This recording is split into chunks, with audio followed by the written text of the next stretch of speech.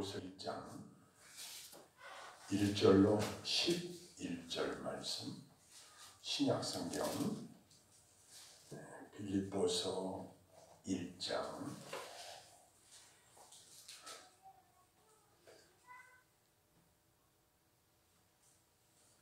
1절로 11절 말씀 제가 봉독하겠습니다. 그리스도 예수의 종 바울과 디모데는 그리스도 예수 안에서 빌립보에 사는 모든 성도와 또한 감독들과 집사들에게 편지하노니, 하나님 우리 아버지와 주 예수 그리스도로부터 은혜와 평강이 너희에게 있을지어다. 내가 너희를 생각할 때마다 나의 하나님께 감사하며 간구할 때마다 너희 무리를 위하여 기쁨으로 항상 간구하며, 너희가 첫날부터 이제까지 복음을 위한 일에 참여하고 있기 때문이라. 너희 안에서 착한 일을 시작하신 이가 그리스도 예수의 날까지 이루실 줄을 우리는 확신하노라. 내가 너희 무리를 위하여 이와 같이 생각하는 것이 마땅하니, 이는 너희가 내 마음이 있음이며 나의 매임과 복음을 변명함과 확정하며 너희가 다 나와 함께 은혜에 참여한 자가 되리라. 내가 예수 그리스도의 심장으로 너희 무리를 얼마나 사모하는지 하나님이 내 증인이시니라. 내가 기도하노라. 너희 사랑을 지식과 모든 총명으로 점점 더 풍성하게 하소서. 너희로 지극히 선한 것을 분별하며 또 진실하여 허물없이 그리스도의 날까지 이루고 예수 그리스도로 말미암아 의의 열매가 가득하여 하나님의 영광과 찬송이 되기를 원하노라. 아멘. 오늘은 성도들을 얼마나 사랑하는지라는 주제로 함께 은혜를 나누도록 하겠습니다. 제가 오래전에 중국 길림성에 신학생들에게 강의할 수 있는 기회를 하나님이 주셨습니다. 그때 가서 한 주간 동안 새벽부터 밤 11시까지 한 주간 동안을 제가 강의했던 내용이 다른 게 아니고 이 빌립보서를 제가 그들에게 강의를 해주고 그리고 기억이 있습니다. 바울 서신 중에서 또 성경 전체 중에서 이 빌립보서만큼 은혜롭고 우리 마음에 와 닿는 그리고 풍성한 은혜의 말씀들이 있는 성경이 그렇게 흔하지 않는 것 같습니다. 여기 보면은 1절에 그리스도 예수의 종 바울과 디모데는 발신자가 기록되어 있습니다. 이 편지를 쓴 사람이 예수 그리스도의 종 바울과 디모데라 이렇게 기록이 되어 있습니다.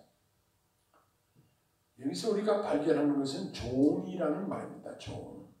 종은 돈을 주고 사기도 하고 팔기도 하는 물건처럼, 그리고 주인의 말을 안 들으면 이제 팔아버릴 수도 있고 죽일 수도 있는 것이 바로 종이라고 합니다. 그런데 우리 사역자들에 대한 최고의 명예는 다른 호칭이 아니라 예수 그리스도의 종이라는 사실입니다. 많은 호칭이 있지만 내가 그리스도의 종이다. 이것처럼 합당한 호칭이 그리 흔하지 않습니다. 이 말씀 속에서 우리가 발견하는 것이 뭐냐? 사역자는 교회의 주인이 아니라는 사실입니다. 오늘날 교회가 본질이 많이 변질이 된 이러한 경향들을 보게 됩니다. 교회의 대물림, 또 무리한 부채를 안고 건축을 해서 낭패를 보는 경우들이 있고, 교회 안에서나 교회 밖에서나 염려스러운 눈으로 이러한 교회들을 보면서 실망하는 경우들이 많이 우리 주변에서 발생하고 있습니다. 그러나 교회의 머리 대신 주인은 오직 한 분, 바로 보배로운 피로 값주고 사신 우리 예수님이시라는 사실을 기억해야 되고, 우리는 그리스도의 종이라는 사실을 항상 마음에 새기고 있어야 한다는 것입니다. 종은 종의 마음대로 무엇을 하는 게 아니라 주인의 뜻을 살펴서 주인을 기쁘시게 하고 주인의 뜻에 맞춰서 봉사하는 것이 바로 종의 사명이요 본분이라는 사실입니다. 우리가 살다 보면은 종의 신분을 망각하고 내가 주인 노릇 하려고 하는 이러한 경향들이 우리 안에 많이 나타나고 있는 것을 보게 됩니다. 그러나 내가 그리스도의 종이라는 이 사실처럼 영광스럽고 그리스도의 종이라는 칭호처럼 합당한 칭호는 없다. 저는 이렇게 생각을 합니다. 그리고 이제 이 편지를 받는 사람들이 누구냐? 여기 보면 빌립보에 사는 모든 성도와 또는 감독들과 집사들에게 편지하노니 그랬습니다. 주님은 사람을 차별하지 않으십니다. 어느 특정인에게만 이 편지를 보내는 게 아니라 빌립보 교회 모든 성도들, 감독들, 집사들, 여기에 오늘날 이 말씀을 상고하는 우리들 모두에게까지 이 말씀이 해당이 된다는 사실입니다. 특별히 이 방송을 멀리서도 또 이 유튜브 방송으로 듣고 있는 여러분들도 함께 이 바울 서신의 진면목을 살피고 이 중심을 살피고 이 말씀에 함께 은혜를 받기를 성령께서는 인도하시고 도우실 것입니다. 자, 그런데 여기 보면은 바울 사도가 2절에 보면은 축복하는 바울 서신마다 공통적으로 사용하는 인사말이 있습니다. 2절에 보니까 하나님 우리 아버지와 주 예수 그리스도로부터 은혜와 평강이 너희에게 있을지어다. 이렇게 하고 그들을 축복하는 내용이 나옵니다. 옛 어른들의 말을 제가 들은 경험으로는 말이 씨가 된다. 이런 이야기를 자주 들으면서 자랐습니다. 더구나 우리 성도님들이 말하는 내용 그대로 이루어지는 것을 볼 때가 많이 있습니다. 특별히 우리 사역자들의 말은 그 말대로 되는 경우가 많이 있는 것을 보게 됩니다. 그러므로 우리는 저주의 말, 더러운 말, 비방하는 말, 이런 것들, 막말, 이러한 것들은 삼가고 축복의 언어를 즐겨 사용하는 것이 얼마나 좋은 일인가를 다시 한번 생각하게 됩니다. 우리나라 사람들이 잘 사는 이유 중에 하나가 어떤 분이 이런 여담을 한 것을 들었습니다. 애들 코를 풀어주면서 흥해라, 흥해라, 흥해라. 그래서 지금 우리나라가 잘 산다 이런 이야기를 제가 들은 기억이 있습니다. 그 하나의 여담이지만 아이들을 키울 때에 축복의 언어로 축복의 말로 아이들을 양육하는 것이 얼마나 중요한지를 우리에게 가르쳐주는 여담이라고도 할 수 있을 것입니다. 그런데 여기 보면 바울 서신에서 공통적으로 사용하는 축복의 언어 두 단어가 매우 중요합니다. 이 두 단어는 항상 붙어 다닐 때가 많이 있습니다. 은혜와 평강이 있기를 원하노라 이렇게 말씀하셨는데, 하나님의 은혜를 받아야 우리가 평강을 누릴 수 있고 내 마음이 평안을 누리게 되는 것입니다. 하나님의 은혜가 임해야 평안이 따라온다는 것입니다. 하나님께서 은혜를 베푸는 자에게 진정 하나님의 평강이 임하게 된다는 사실입니다. 그래서 바울 사도는 이 인사말을, 이 축복의 말을 즐겨 사용합니다. 은혜와 평강이 있기를 원하노라. 그런데 우리에게 은혜 베푸신 분은 우리 하나님, 그리고 성자 예수님, 하나님과 주 예수 그리스도로부터 은혜와 평강이 너희에게 있을지어다. 이 얼마나 훌륭한 인사말인지 모릅니다. 하나님께서 거저 주시는 은혜를 받음으로 말미암아 내적인 평강이 우리 안에 자리 잡게 되어진다는 사실입니다. 우리는 참으로 불안한 세상에 살고 있습니다. 언제 어떤 어려움이 우리 주변에 많은 사람들을, 그리고 나에게도 직접적으로 영향을 미칠지 모르는 그러한 시대에, 그러한 환경 속에서 불안하게 살고 있습니다.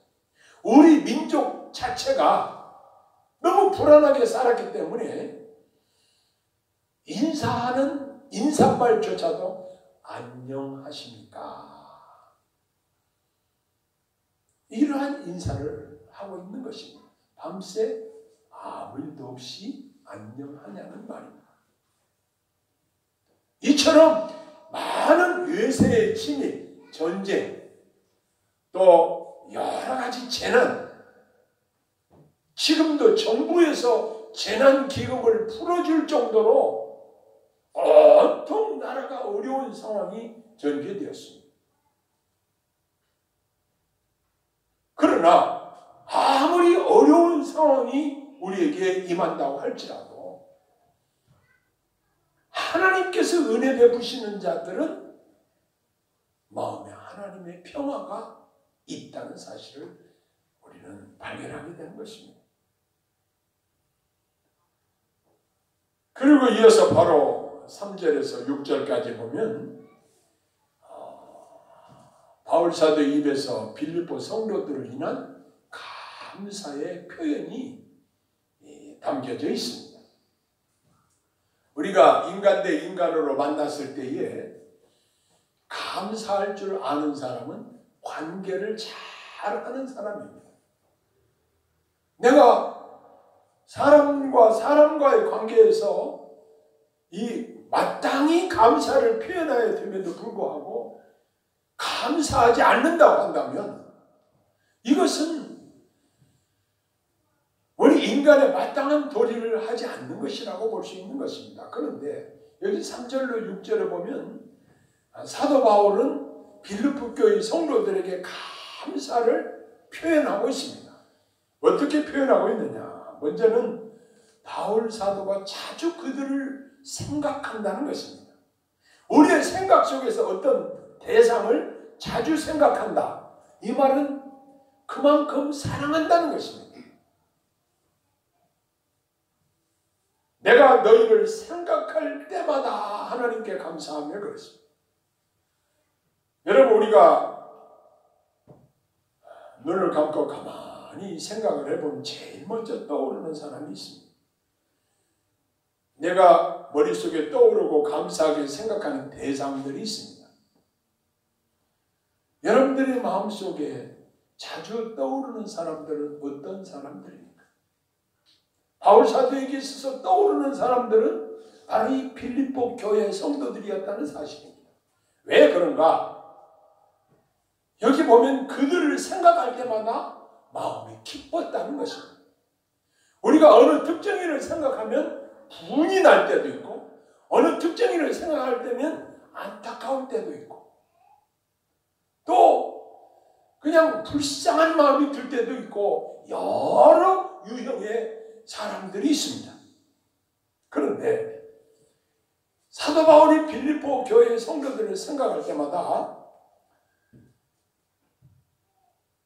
기뻐했다는 사실입니다. 너희 무리를 위하여 기쁨으로 항상 간구하면 그렇습니다.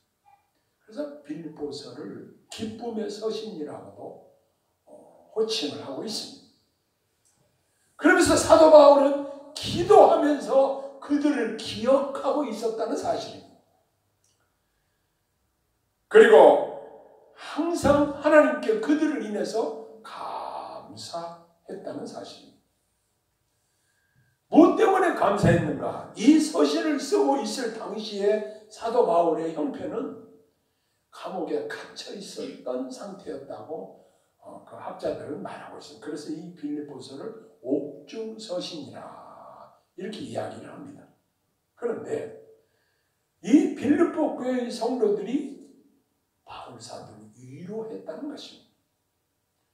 그래서 또 한 가지 감사하는 일은 빌립보 교회 성도들 안에 착한 일을 시작하신 이가 재림 때까지 예수 그리스도의 날까지 그것을 이루실 것을 확신하면서 하나님께 감사를 했습니다. 여기 착한 일이란 무엇일까요? 하나님이 우리 안에서 시작하신 착한 일은 무엇보다도 우리를 구원하시는 일입니다.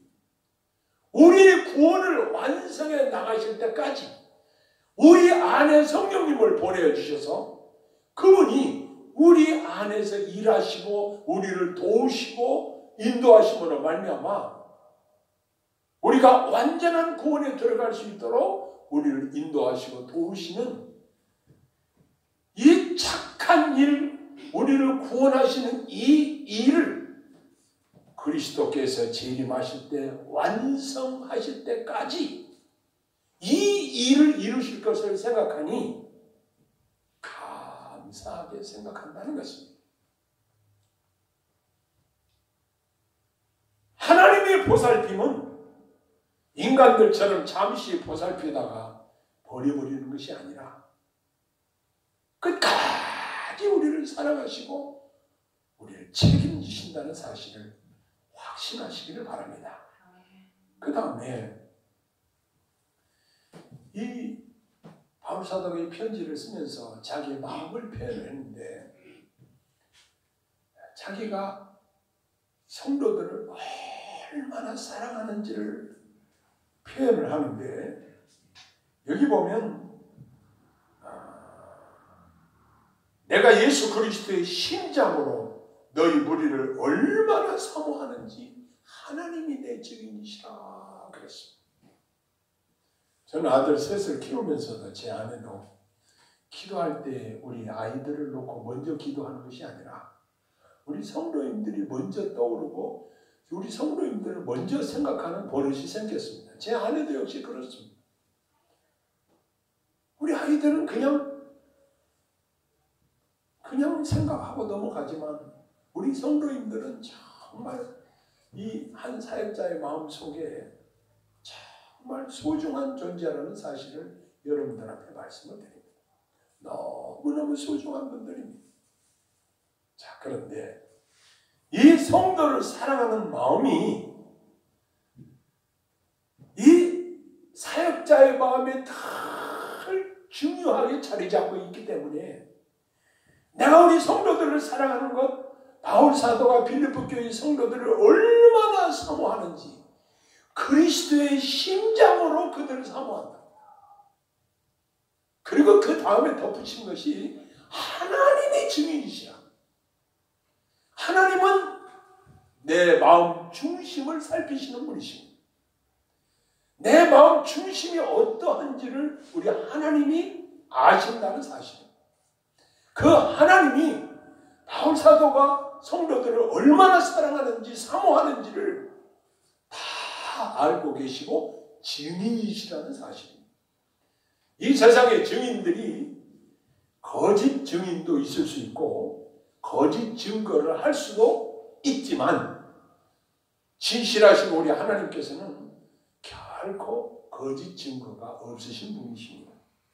하나님이 바울 사도의 마음속에 빌립보 교회 성도들을 얼마나 사모하는지 증인이시라고까지 말할 이러한 모습은 그가 얼마나 빌립보 교회 성도들과 사랑의 관계를 가지고 있는가를 보여주고 있습니다. 아마 옆에 있는 분들과 그리스도의 심장으로 당신을 사랑합니다. 함께 인사를 나누십시다. 시작. 그리스도의 심장으로 당신을 사랑합니다. 이거 얼마나 마음에 와 닿는 표현입니까? 그리스도의 심장으로 여러분들을 사모합니다.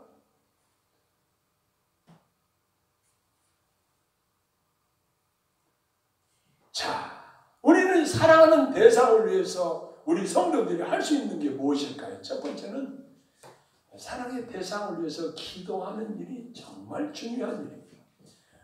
물질적으로 도와줄 수도 있고 가지고 있는 것을 함께 나누어서 정을 나눌 수도 있지만 그러지 못할지라도 우리 성도들이 어느 특정인을 위해서 기도한다는 것은 하나님의 도우심을 받도록 해주는 일이기 때문에 성도들을 위해서 서로 상호간에 기도해 준다는 이 사실은 너무너무 중요한 일입니다. 그리스도의 종 이 바울은 빌립보 교회 성도들을 위해서 몇 가지 기도의 제목을 가지고 있습니다. 첫 번째는 풍성한 사랑의 성도들이 되기를 기도하고 있습니다. 여기 9절에 보면은 내가 기도하노라 그랬습니다. 너희 사랑을 지식과 모든 총명으로 점점 더 풍성하게 하사 그랬습니다. 사랑을 풍성하게 하기를 기도하고 있습니다. 예수님께서 우리 믿는 자들에게 주신 새 계명이 무엇인지 우리는 다 알고 있습니다. 내가 새 계명을 너희에게 주노니 서로 사랑하라. 이 새 계명 안에 다 포함이 되어 있습니다. 이 사랑이 점점 풍성해지기를, 사랑이 식어지고 없어지고 고갈되는 것이 아니라 사랑이 점점 풍성해지기를 위해서 지금 기도하고 있습니다. 그 다음에 지식과 총명의 사람이 되기를, 그래서 분별력 있는 그리스도인이 되기를 위해서 기도하고 있습니다. 어떤 사람들은 예수 믿다가 이단으로 막 넘어가는 사람들이 있어요. 왜 그럴까요? 그것은 지식적으로 또 분별력이 없기 때문에 그런 데로 빠져서 그냥 완전히 망해버리는 그러한 지경으로 빠지는 경우들이 많이 있습니다. 왜 그럴까요? 여기 지식과 총명의 사람이 아니고 분별력이 있는 사람이 아니고 전혀 분별을 못하기 때문에 이단들에게 빠지는 거 아니겠어요? 이건 너무나 안타까운 현실인 것입니다. 그뿐만 아니라 바울사도의 기도는 진실하여 허물 없이 그리스도의 날까지 이르기를 위해서 기도하고 있습니다. 이 세상 사람들은 남을 속여서라도 내가 많은 이득을 취하면 오히려 그것을 자랑으로 여기는 경향들이 있습니다. 그러나 사도 바울은 빌립보 교회 성도들에게 진실하여 허물 없이 그리스도의 날까지 이르기를 원한다. 이런 노래가 있죠. 주여 진실하게 하소서. 오늘 하루하루를 그렇습니다. 매일같이 하루하루를 진실하게 살 수 있다. 우리가 직장에 가서 일을 해도 눈가림만 하는 것처럼 사람들을 볼 때만 하는 것처럼 하는 것이 아니라 진실한 마음으로 충성스럽게 일을 하는 것입니다. 하나님 앞에서도 진실하고 사람 앞에서도 진실한 이것이 성도들의 아름다운 모습일 것입니다. 그리고 예수님으로 말미암아 의의 열매가 가득하기를 기도하고 있습니다. 갈라디아서에 보면은 성령의 9가지 열매가 있습니다. 이 성령의 열매는 다른 것이 아니라 성화로 말미암은 성도들의 삶의 유형을 말하는 것입니다. 하나님의 성령께서 우리 안에 역사하심으로 말미암아 성령의 9가지 열매가 우리 삶을 통해서 나타나는 것입니다. 그것이 그 사람의 특징이고 성령의 인도함을 받는 성도들의 모습인 것입니다. 그러므로 하나님의 성령께서 우리 안에 역사하심으로 말미암아 우리가 성령의 열매, 기록된 대로 의의 열매를 맺어드리는 것, 이건 지극히 당연한 일입니다. 하나님의 씨가 있는 자들, 하나님의 유전자를 받은 하나님의 백성들 속에서 하나님의 성령께서 역사하심으로 말미암아 우리 안에 의의 열매가 가득하고 우리 삶이 진실되고 분별력이 있고, 이러한 기도의 제목들을 볼 때에 얼마나 훌륭한 기도인가를 생각하게 됩니다. 그래서 결과적으로 어떻게 되는가? 하나님의 영광과 찬송이 되기를 원한다. 이렇게 기도를 마무리하고 있습니다. 여기 11절에 보니까 예수 그리스도로 말미암아 의의 열매가 가득하여 하나님의 영광과 찬송이 되기를 원하노라. 그랬습니다. 여러분, 자녀들을 기르면서 자녀들이 큰 상을 받거나 잘 되어지게 되면은 부모가 우리 아들 참 잘 뒀네. 부모가 영광을 받습니다.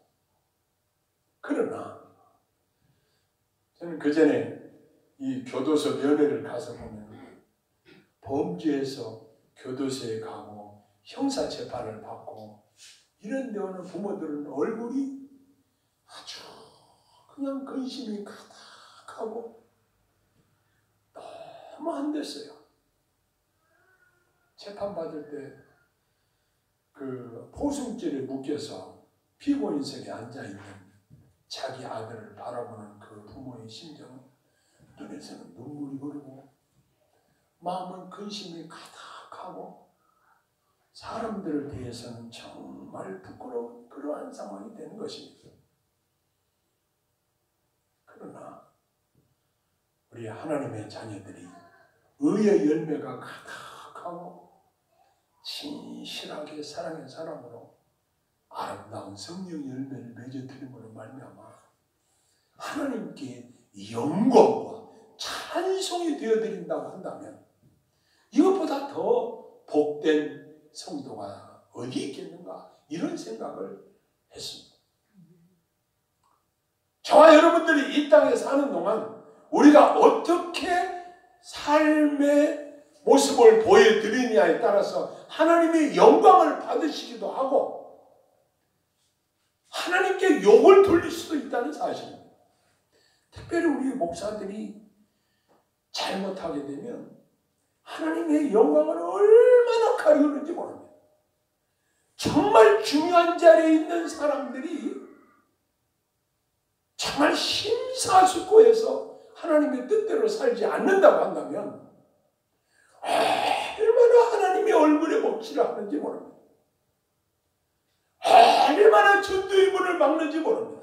그러나 우리가 하나님의 말씀대로 순종해서 의의 열매를 맺고 사람들에게 칭찬과 영광을 하나님께 돌려드릴 수 있도록 이렇게 우리가 살아드린다고 한다면 얼마나 복된 삶이겠는가 이런 생각을 합니다. 저는 이 바울 사도처럼 이렇게 깊이 있는 기도를 못해도 그냥 성도들 이름을 기억하면서 아무개가 오늘 장사가 잘 됐으면 좋겠네요. 아무개 사업이 좀 잘 됐으면 좋겠어요. 아무개가 좀 건강했으면 좋겠어요. 이런 식으로 제가 기도를 하지만 이렇게 자상하게 영적인 깊이가 있는 기도를 정말 앞으로 해야 되겠구나 이런 생각을 하게 되었습니다.